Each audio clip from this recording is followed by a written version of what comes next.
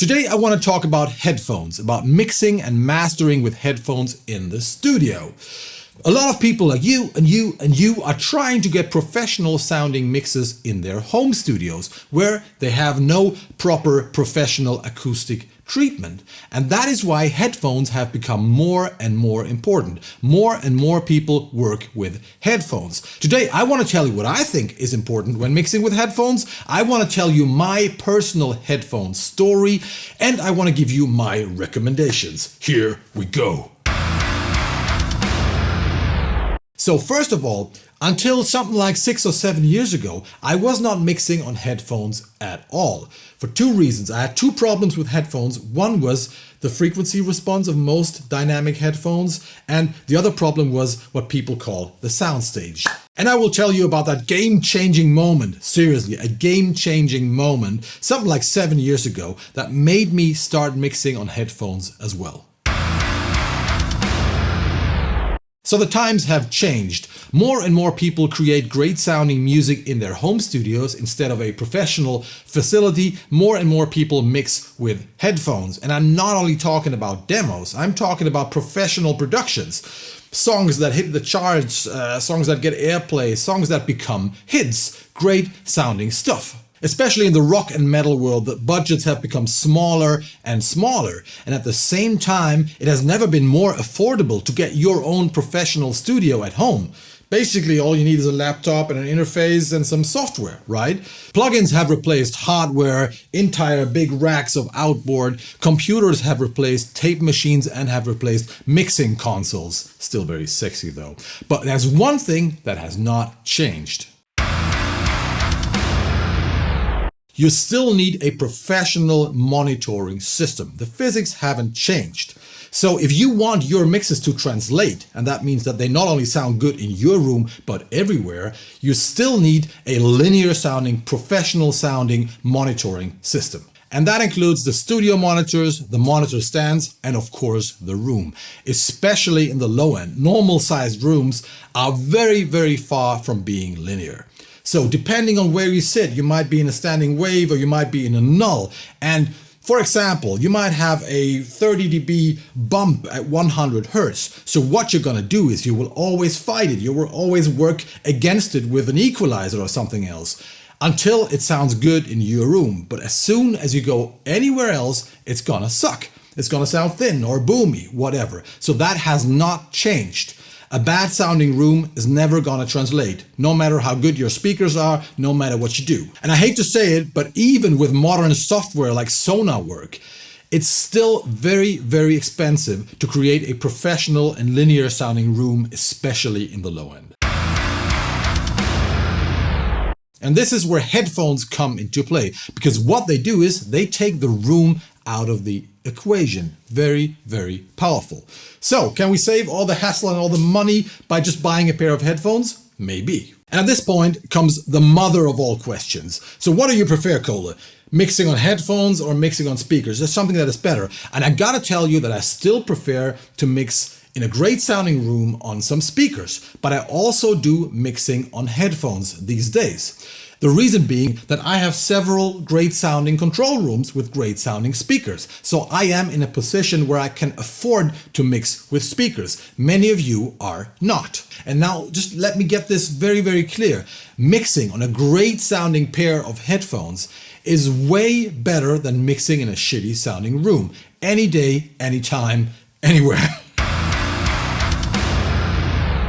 And I'm pretty sure many people watching right now can't afford a room like that, either because they don't have the money or for other reasons. Maybe you don't own the room you are working in and you're not allowed to put all this acoustic treatment to the walls. Maybe you are often moving from one room to another, working in different places. There are different reasons why headphones can't make sense. But let's move on with my headphone story and with my recommendations. So first of all, until something like 6 or 7 years ago, I was not mixing on headphones at all. For two reasons. I had two problems with headphones. One was the frequency response of most dynamic headphones, and the other problem was what people call the soundstage. Let me explain. When I started my career, I was trying all the usual contenders from AKG and from Biodynamic and from Sennheiser, like all the stuff that you see in studios, maybe up to $500-600 or something. And the ones I liked the most were the Sennheiser 650 and the Biodynamic DT880 edition, I think, and that's what I bought in the early 2000s or something. I also tried the Sennheiser HD800, which was even better, but very expensive, and it didn't really solve the problems of those headphones that I'm about to tell you. Well, what are those headphones good for? All those classic dynamic drivers headphones? Well, they are great sonic lenses. That's what I call it. So they're great for hearing details. If you want to hear mouth clicks on your recording or cymbal clicks, or if you want to hear digital editing mistakes, if you want to hear distortion coming from too much limiting or clipping or too fast release times on your mastering limiter, stuff like that, like crackle on toms or on guitars, for all that kind of stuff, headphones are great. They feel like a sonic lens glued to your ears. But you know what? I never had the impression of sitting in a room with a great speaker setup. I never felt that soundstage, that low end. I never had the feel of real speakers with those headphones, any of those headphones, and that was my problem. The frequency response just felt wrong. It always sounded a little bright and edgy and a little too thin and a little too direct. The soundstage never opened up in front of me. It was always like something is here, something is there. It was never glued together. And finally, I never had a real fat, linear, extended low end. Either they were sounding thin and edgy, very detailed, but thin and edgy, or you had like a fake bass, you know, Dr. Dre kind of headphones, kind of fake bass, loudness effect, kind of fake bass. So again, for me, it was always far away from the experience you have when you mix on real speakers. So for many years, I only used headphones as an additional monitoring tool to find distortion, to listen to details, all that kind of stuff, which is important, which is cool. And all the headphones I mentioned are really good for that. But I never mixed a single record on headphones until something like 7 years ago. And now we come to that game-changing moment. And I wasn't even looking for headphones back then. It was my colleague who also works here at KOHLE Studio, Kai Stahlenberg, who was looking for new headphones. And I wasn't even interested. And then he called me and said, "Hey, I've got something interesting here. Do you want to have a listen?" I was like, "Yeah, sure." Went to his control room next door. And he had this very big and heavy and kind of bulky but cool looking pair of headphones, which turned out to be audeze LCD2s. Those are planar magnetic headphones, which are very different from the dynamic driver headphones that we all know and use. I'm not going to explain the details here. The dynamic drivers basically work like a loudspeaker with a magnet driving a voice coil, whereas planar magnetics have a thin but very big diaphragm surrounded by magnets. Look it up. There are other people who can explain this much better, and I just care about how it sounds. Anyway, Kai showed me those headphones. I put them on and it took me 5 seconds to go like, okay, this sounds kind of different and really cool. But I didn't know the song he was mixing, so I had no comparison. But I was like, okay, I think this is pretty amazing. Took it off, went back to my control room to get all the headphones I have, the Bayer and the Sennheiser and all the other stuff, put them on, and my entire world fell apart because the Audeces destroyed them. They destroyed anything I had in the studio. They destroyed everything in 5 seconds. And I was like, what is this? That was like one of the most game-changing moments of my entire career. I had never heard a soundstage like this. It just felt like listening to real speakers. It was so big and huge. And I had never heard such an amazing low end, only on bigger speakers. It just felt like really, really solid and really extended down to 20 hertz, but not boomy, not fake, not like bass or something, just linear and great. And it was like everything else just sounded thin and edgy, and all the other ones sounded like toys in comparison.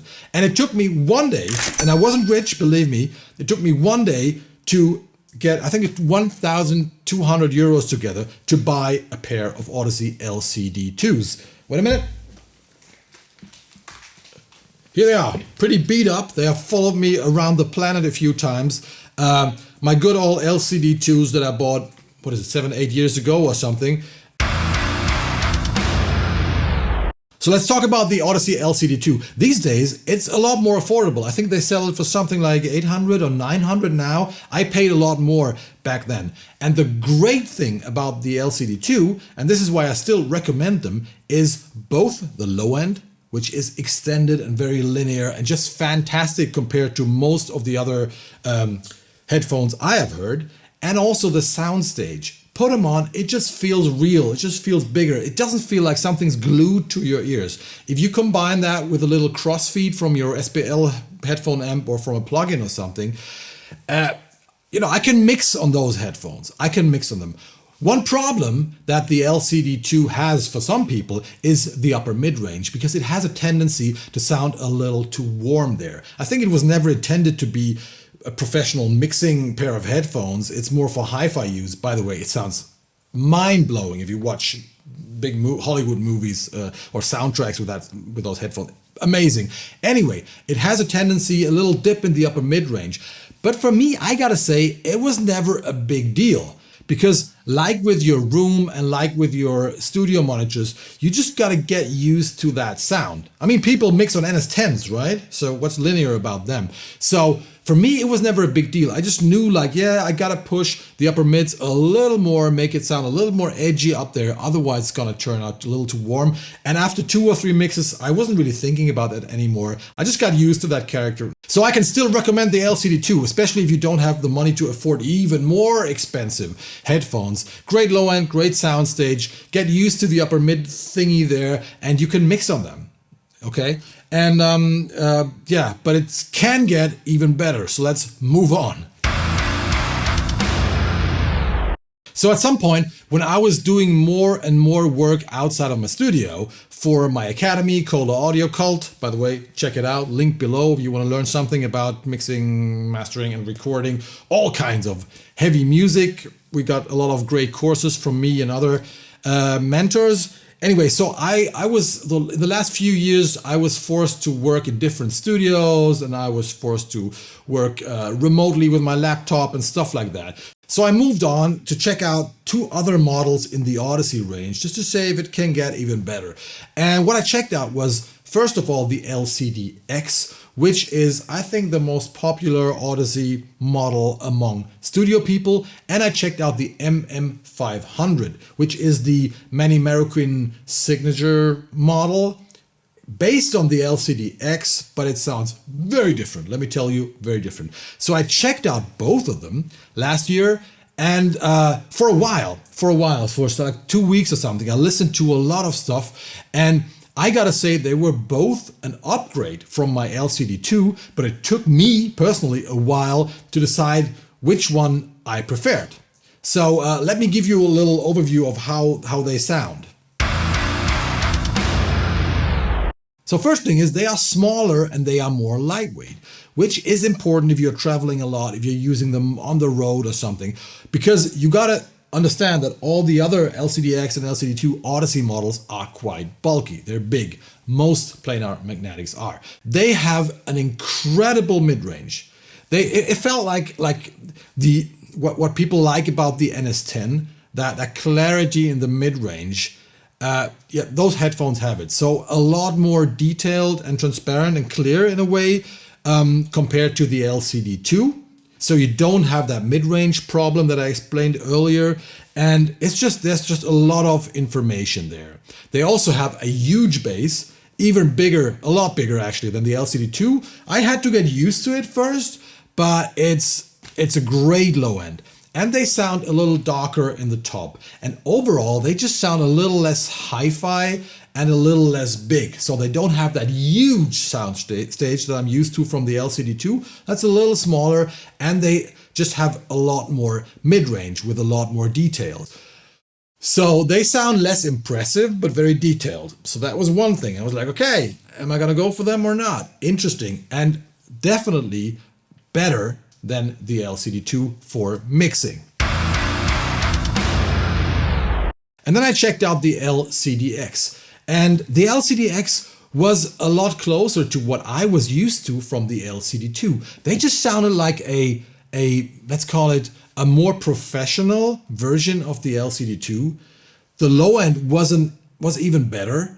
In a way I can't describe it, just a little fatter in a good way. So for me, it was even easier to judge if it's, if the kick drum is just a little too thick, or just those tiny little moves you sometimes do. They were easier for me on the LCDX. The LCDX has a great high end, a little fresher than the LCD2, which I preferred, and it kind of solves the mid-range issue that I never had that much, but it sounds more detailed and more prominent there as well, while maintaining the same fantastic soundstage that I loved about the LCD2.